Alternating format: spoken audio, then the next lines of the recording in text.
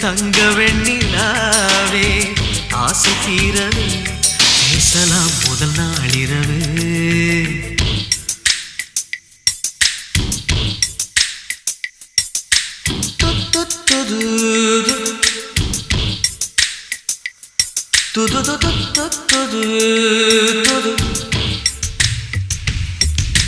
மீனம்மா உன்னை நேசிக்கவும் அன்பை வாசிக்கவும் என்னும் காத்திருக்கு